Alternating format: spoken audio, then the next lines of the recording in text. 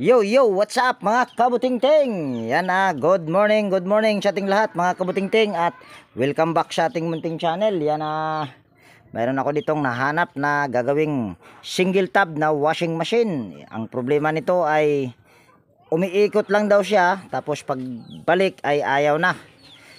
At bago ko ito umpisahan mga kabutingting ay disclaimer lang.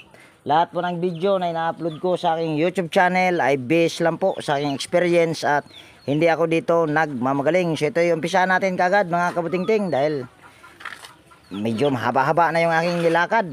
Yan, saksak lang natin ito dahil naghanda na ako ng saksakan.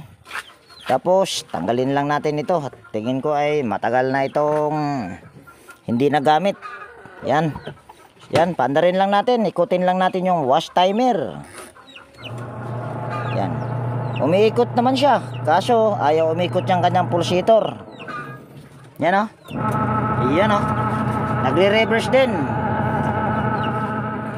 So, ito ay ating titignan natin. Ayun, napakaingay. Yan, napakaingay mga kabutingting kung narinig nyo. Ito, pagkaganituhin mo, yan, parang pudpud na yung pinaka-gear niya. Ito yung pinaka mabilis gawin or tukuyin ang sira mga kabutingting pagka ganito. Ang pinaka problema nito ay gear case. Ito yung pinaka mabilis na tukuyin at ito rin yung pinaka mabilis na gagawin or papalitan ng pyesa. Dahil sa timer naman ay pwede ka pang malilito kung sa pag-wirings niya. Kaya nasabi kong ito ang pinakamabilis na tukuyin at hindi ka na mahihirapan dyan. So una lang natin gagawin ito mga kabutingting ay tatanggalin lang natin itong tornilyo na ito sa pulsator. Yan, yung nag-iisang tornilyo. At kukuha muna ako ng gamit. Yan, meron na ako ditong Phillips screw. So ito ay ating, yan, luwag na pala. Tanggalin lang natin, tapos hugutin natin. Yun. Yan, napaka dumi at mayroon pang tubig. Drain muna natin ito. May tubig na eh. May tubig? Opo. Yan, drain lang natin kung magdi-drain ba. Di mo pumudrain lagi gani. Ha? Di mo kuan agas. Hindi rin to magdi-drain ay. Nako, Hindi daw din pala magdi-drain mga kabutingting. Sabi ni nanay, ano pala pangalan nila nay? Adelina. Yan, shout out sa iyo nay at salamat sa inyong tiwala. Yan, tanggalin lang natin ito. Itong isang tornilyo na ito. Kagwang. Dahil may piso na ya. Nako, tigas mga kabutingting. Ayaw, napakadumi pala nito nay. Nako, puro buhangin mga kabutingting. Kagwang na. Yan, ito ay ating piso na yun. Ayun, dumikit na nay. Yan, lilinisan muna natin ito mga kabutingting dito banda. Yan, lilinisan natin yan. At siguro yung paglinis niyan mga kabutingting, hindi ko na ipapakita. Basta lilinisan lang yan dahil puro, ayan kung makikita nyo yan buong, ano ba to? Putik. Na. Para yatang ano na yan. Yan, basta yung lilinisan lang natin yan mga kabutingting dyan banda. Tapos tatanggalin natin lahat ng tornilyo paikot nito. Yan, paikot yan dyan. 6 na tornilyo yan mga kabutingting. Para yan ay ating mapalitan ng gear case. At mayroon na rin akong ditong pesa na pampalit. So yung pagtanggal ng tornilyo ay hindi ko na ipapakita. Yan naman ay napakabilis lang tanggalin. Basta wag lang kalawangin. So yan mga kabutingting, natanggal ko na yung mga tornilyo. Susunod lang natin gagawin ay tatanggalin lang natin yung 6 na tornilyo pala yan. Bago natin tanggalin yan, tanggalin muna natin itong nut na ito para hindi tayo mahirapan dyan sa pagtanggal ng tornilyo. Gamit lang tayo ng 13, pero itong aking ginagamit ay vice grip. Yan, dito sa video ito mga kabutingting ay hindi muna ako mag shoutout ng paisa-isa. Kaya yan, mega love shoutout sa inyong lahat. Sa aking mga silent viewers, organic viewers, yan, mega love shoutout sa inyo. At ganoon din sa aking mga kaibigan sa YT. Yan, mega love shoutout po sa inyong lahat. At pasensya na, baka bukas tayo mag shoutout mga kabutingting. Nagmamadali kasi ako niyan kanina dahil ako ay kukuha pa ng panggatong. Ayan. Tapos ilalabas lang natin ito. So saka natin tanggalin yung 6 na tornilyo para hindi ka mahirapan. Tanggalin mo muna yung pinakapulya.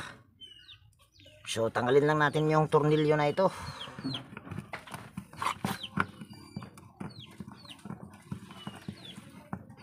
Yan, at kung bago kang napadpad dito sa aking munting channel mga kabutingting, baka pwedeng hilingin ko na rin yung inyong pag-subscribe at pakipindot na rin yung notification bell at ilagay sa all para ma-notify ka pag mayroon akong mga bagong i-upload na video. At kunting kahilingan lang mga kabutingting, baka pwedeng wag nating i-skip yung mga ads. Yan ay napakalaking tulong nyo na para sa akin. Lalo na ngayon ay meron akong bayaran sa lupa. Dahil papalayasin na kami doon sa aming tinirahan mga kabutingting. Kaya yun lang yung aking kahilingan. Sana ay wag nating i-skip yung mga ads na lumalabas sa aking mga upload na video.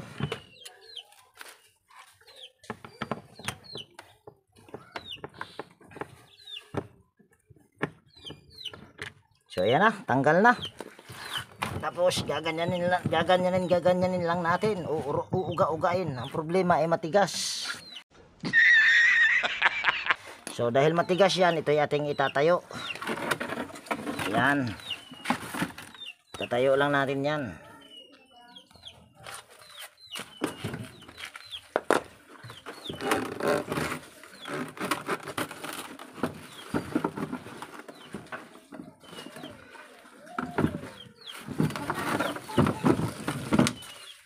So yan na, natayo na. Tapos kukuha tayo ng martilyo. Tapos pupukpukin natin ito para hindi tayo mahirapan at napakadumi.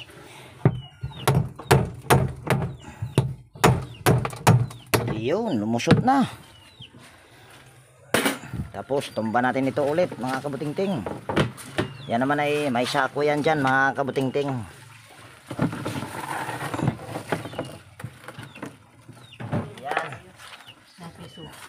Tapos gaganyan lang natin ulit yan.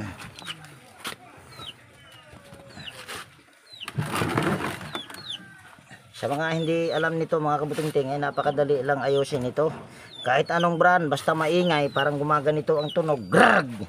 Sure ball yan mga kabutingting. Ang pinakasira ay ito, gear kiss. Ito ay nahanap ko lang ito habang ako ay naghahanap ng customer. Kanina naman ay meron din akong home service pero hindi ko siya na-vlog dahil palit timer lang naman at saka yung huli kong upload ay palit lang din ng timer. Pero yun ay medyo mahirap-hirap kasi nag-convert ako ng timer noon. So ginagawa ko dito ay tinatanggal ko yung nut nitong tornilyo, yung nut para hindi ako mahirapan sa pagkabit ng tornilyo. Kung ano yung aking ginawa dito sa ay yun din yung aking ginawa. Gagawin pala dito sa problema, bakit ayaw umikot nito? Mahirapan pa yata ako Yan. Baka hindi ko na yan tatanggalin. Yan, itong original ang ating ikakabit mga kabutingting dahil ang replacement nito ay manipis. Yan. Dumi Ayan. Ayan ito yung original niyang rubber. At ito naman yung pang replacement. Yan, kung nakikita nyo ay mas makapal ito. Kaya ito ay aking ikakabit dito. Nasan lang natin.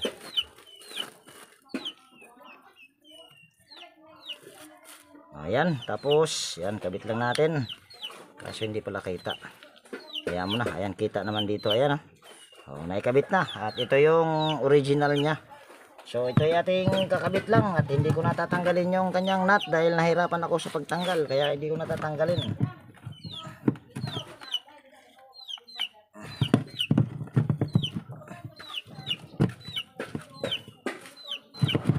Ayan. Para yatang hindi maganda. ikabit na rin din natin tong manipis. Yan, para siguradong walang leak or walang tagas. Tapos mamaya ay mag-a-adjust na lang tayo dito sa pulya ng motor, para kung sakaling hindi ito pantay yung pulya dito sa gear case at saka pulya doon sa motor, ay mag-a-adjust na lang tayo. Yan, salpak natin ito. Ayun. Medyo mahirapan tayo sa pagtanggal nito, pagtornilyo nito mga kabutingting, dahil hindi natanggal yung pulya. Okay lang. Yan, tornilyo lang natin.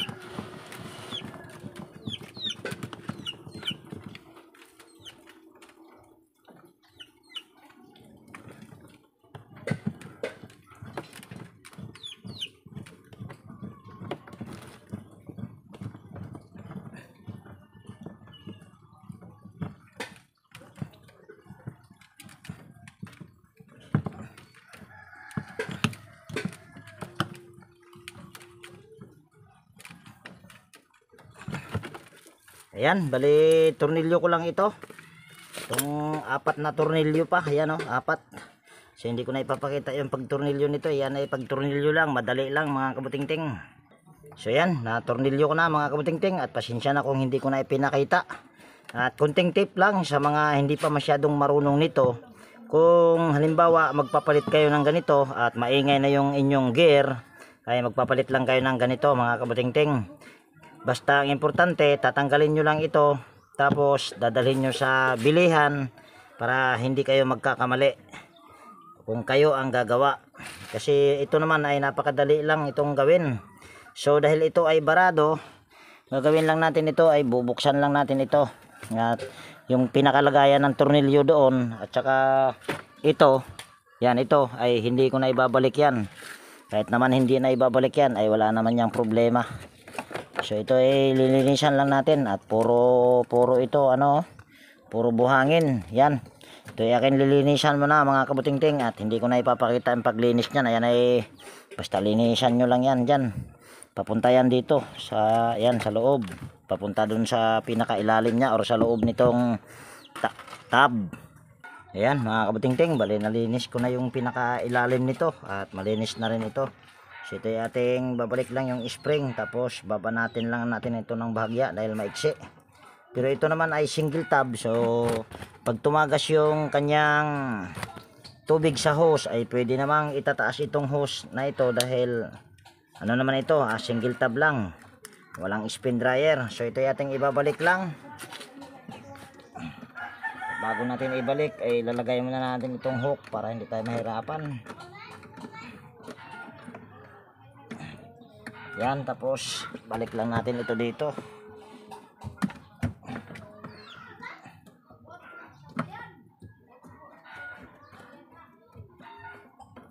Talaga namang pinahirapan ako dito sa paglinis mga kabutingting. Kailangan ko pag gumamit ng kawad ng kuryente na matigas para matanggal yung pinaka niya, buo-buong buhangin. Yan. Tapos tornilyo na natin itong LC or yung pulsator nya. Yan, ito. Tapos hindi ko pa nilagyan ng yan mga kabutingting. Hindi ko pa nilagyan ng pan belt. Yung pan belt naman nila ay medyo makapal pa, medyo lang ha. Yan napakadumi. Linisan ko kaya muna ito mga kabutingting. Yan. Linisan ko muna yan. Napakadumi. Yan, stipot lang muna kayo dyan mga kabutingting. Madumi pa pala. So yan mga kabutingting, malinis na.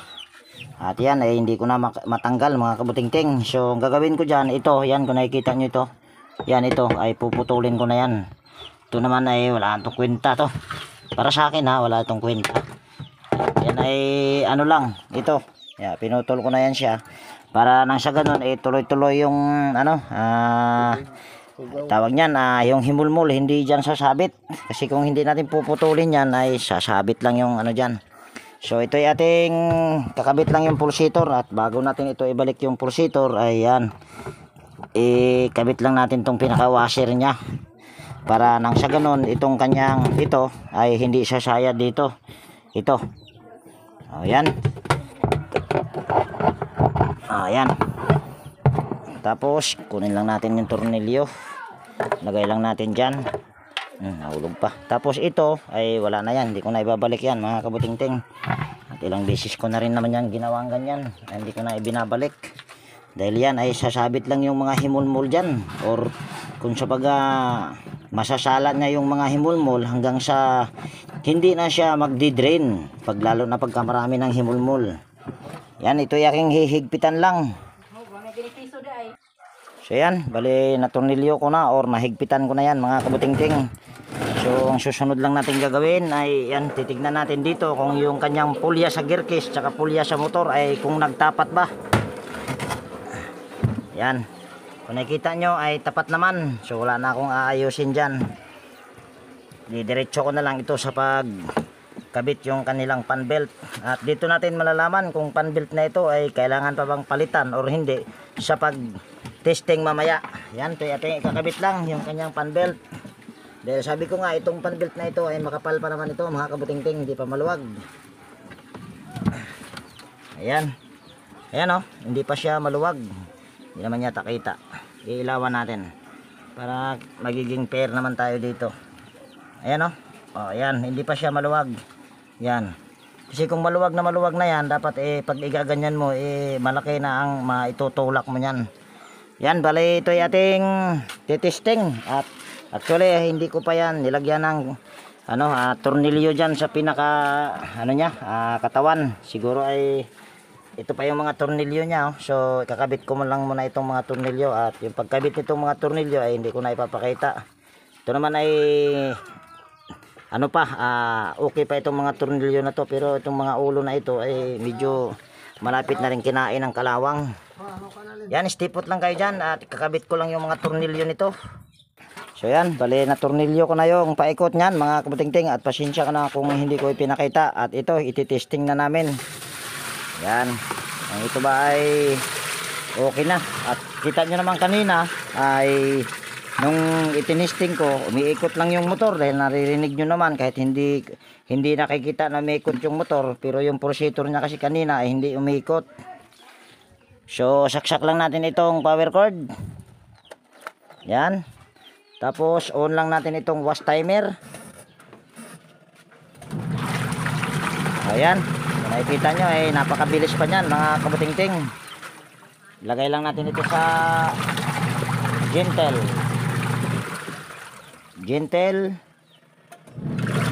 Yan. Pero parang halos parehas lang naman yata, gentle at saka normal. Lagay natin sa normal.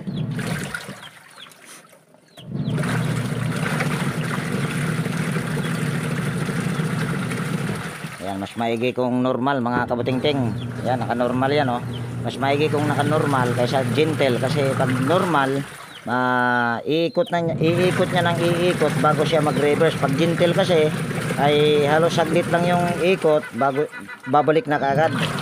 So ayan. Ade mag-i-drain yan tay, madi-drain naman yan. Pero malinis naman na yan tay ah. So okay na to.